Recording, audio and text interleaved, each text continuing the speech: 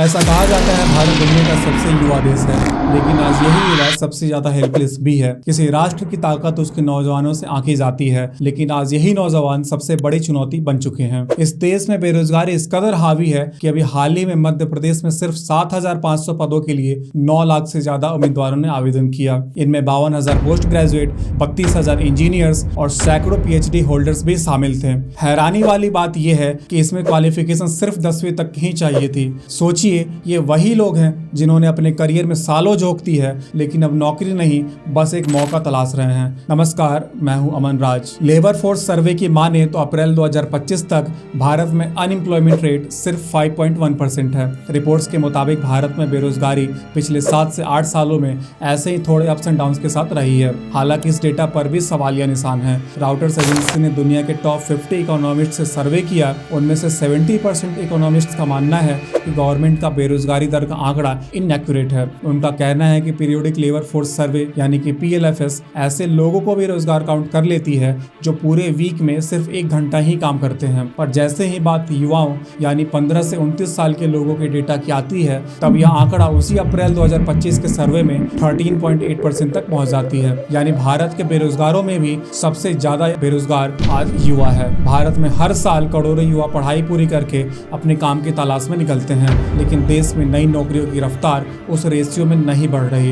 Economic survey 2023-24 कहता है कि देश को हर साल करीब 75 लाख नई नौकरियां चाहिए, जबकि कई इकोनॉमिक एक्सपर्ट्स मानते हैं कि अभी सिर्फ 8 से 10 लाख नौकरियां ही बन रही हैं। ऐसे में हर साल लाखों पढ़े लिखे युवाओं को मजबूरन बेरोजगारी झेलनी पड़ती है। 2023 में यूथ अनएम्प्लॉयमेंट रेट 15% से ज्यादा था। इंडिया एम्प्लॉयमेंट रिपोर्ट 2024 के अकॉर्डिंग हर 3 में से 1 युवा NEET कैटेगरी में आते हैं। मतलब ना ही वो एम्प्लॉयड है, ना ही एजुकेशन में है और ना ही किसी ट्रेनिंग में। भारत में करीब 50% पॉपुलेशन की एज अंडर 25 और 65% की बिलो 35 है। फिर भी नॉन फार्म सेक्टर्स में जॉब्स की भारी कमी है। अनएम्प्लॉयमेंट रेट युवाओं के लिए आम लोगों से कहीं ज्यादा है। अर्बन एरियाज में 17.2% और रूरल एरियाज में 10.6% युवा आज बेरोजगार हैं। इन बेरोजगार युवाओं में भी एक बहुत ही शॉकिंग डेटा देखने को मिलता है। 2024 में ILO और IHD के सर्वे के अकॉर्डिंग बेरोजगार युवा में 2/3 यानी 2/3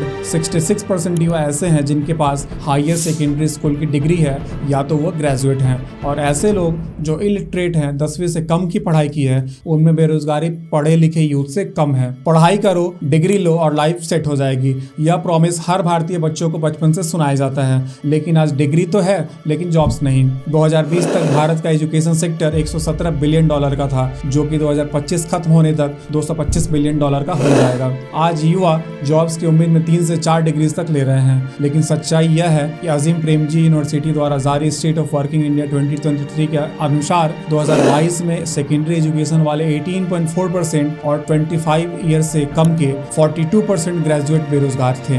2025 के रिपोर्ट के मुताबिक इस देश में 83% इंजीनियरिंग ग्रेजुएट और 46% बिजनेस ग्रेजुएट्स डिग्री होने के बाद भी बेरोजगार रह जाते हैं। 15 लाख इंजीनियर्स हर साल ग्रेजुएट होते हैं, लेकिन उनमें से 15 से 20% को ही फील्ड में जॉब मिल पाती है। ये भी एक कारण ही है कि ऐसे ओवर क्वालिफाइड लोग भी कम क्वालिफिकेशन वाली जॉब्स के लिए भी लाखों की तादाद में अप्लाई करते हैं। 2024 में हरियाणा में स्वीपर्स के जॉब्स के लिए, जिसकी सैलरी मुश्किल से 10 से 15 हज़ार की थी, उसके लिए 40,000 ग्रेजुएट्स और 6,000 पोस्ट ग्रेजुएट समेत 1,70,000 लोगों ने अप्लाई कर दिया था। ऐसे ही 2019 में रेलवे ग्रुप डी की 1,03,000 वैकेंसीज के लिए करीब 1,10,00,000 लोगों ने अप्लाई कर दिया था। हालांकि 2019 में होने वाला वो एग्जाम भी 2022 तक रुका रहा। ये हाल सिर्फ रेलवे या हरियाणा का नहीं है, हर सरकारी वैकेंसी के लिए लाखों एप्लीकेशंस आने लगे हैं। वैसे तो ये सरकारी भर्तियां सालों तक अटकी रहती हैं। रेलवे, SSC, UPSC जैसे एग्जाम सालों तक रुके रहते हैं।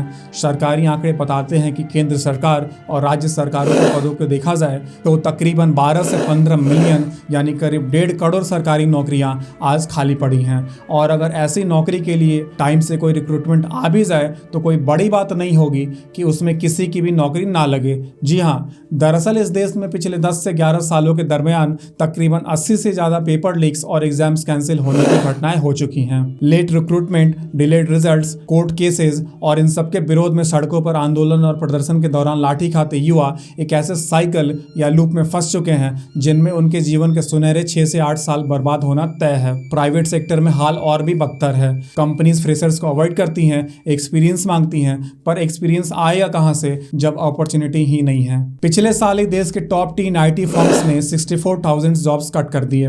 एक तरफ करोड़ों युवा पढ़ लिख कर तैयार बैठे हैं और दूसरी तरफ नौकरियों के लिए एक अंतहीन इंतजार है। आज हालात ऐसे हैं कि इंजीनियर्स डिलीवरी बॉय बन रहे हैं और पीएचडी होल्डर्स क्लर्क की नौकरी के लिए आवेदन कर रहे हैं। Over qualified youth lower jobs के लिए मजबूर हैं क्योंकि सर्वाइवल अब एक लग्जरी बन चुका है। ये वो जनरेशन है जिसने मेरिट पर भरोसा किया, लेकिन सिस्टम ने उसे इंतजार और फ्रस्ट्रेशन में बदल दिया। मशहूर अर्थशास्त्री और जेएनयू के रिटायर्ड प्रोफेसर अरुण कुमार के मुताबिक भारत में बेरोजगारी सिर्फ नौकरी न मिलने की समस्या नहीं है, बल्कि ये 4 अलग अलग टाइप्स में फैली हुई है। पहला है ओपन अनएम्प्लॉयमेंट, खुली बेरोजगारी। ऐसे लोग जो काम तो ढूंढ रहे हैं लेकिन उन्हें काम नहीं मिलता। दूसरा है अंडर एम्प्लॉयमेंट, अर्ध बेरोजगारी। ऐसे लोग जिनके पास काम तो है मगर पूरा नहीं, ना ही उन्हें पूरे टाइम का काम मिलता है और ना ही पूरा पैसा। तीसरा है डिस्गाइज्ड अनएम्प्लॉयमेंट, यानी कि छिपी बेरोजगारी, जिसमें कई लोग एक ही काम में जुड़े रहते हैं जबकि जरूरत सिर्फ एक की ही होती है। जैसे एक ही खेत में पूरे परिवार का काम करना, एक ही दुकान में 2 से 3 फैमिली मेंबर्स का इन्वॉल्व होना। और चौथा है डिस्करेज्ड वर्कर्स, यानी कि हतोत्साहित बेरोजगारी, यानी वो लोग जिन्होंने काम ना मिलने की वजह से तलाश ही छोड़ दी है। प्रोफेसर अरुण कुमार के सालों की रिसर्च के मुताबिक भारत में आज भी करीब 28 करोड़ लोग ऐसे हैं जिनके पास ठीक ठाक काम नहीं है और हर साल करीब 2 करोड़ 40 लाख नए युवा वर्कफोर्स में जुड़ते हैं। यानी भारत को सिर्फ नए एंट्रेंट्स के लिए ही नहीं बल्कि इस पुराने बैकलॉग को कम करने के लिए भी कम से कम 6 से 7 करोड़ नई नौकरियां हर साल बनानी होंगी, वरना youngest country in the world का टैग बस एक आंकड़ा बनकर रह जाएगा। बेरोजगारी सिर्फ जॉबलेसनेस नहीं है, यह सालों तक मेहनत पढ़ाई करने वाले यूथ के लिए साइकोलॉजिकल वुंड भी है। अनएम्प्लॉयड यूथ होपलेस हो जाता है, एंग्री और फिर साइलेंट। 2023 में 12,000 प्राइवेट सेक्टर एम्प्लॉयज और 14,000 अनएम्प्लॉयड इंडिविजुअल्स ने सुसाइड किया। मतलब डेली के 34 एम्प्लॉयज और 39 अनएम्प्लॉयड ने बेरोजगारी के अलग अलग रीजन से अपना जान दे दिया। तो सवाल ये है कि जब देश में लाखों नौजवान पढ़ाई में सालों झोंक रहे हैं तब आखिर नौकरियां कहाँ गायब हैं? क्या हमारी शिक्षा व्यवस्था वही सिखा रही है जो आज के दौर की जरूरत है, या फिर डिग्रियां बस आज कागज के टुकड़े बनकर रह गई हैं? अगली कड़ी में हम बात करेंगे एजुकेशन और स्किल मिसमैच की, जहां शायद इस बेरोजगारी की असली जड़ छिपी है।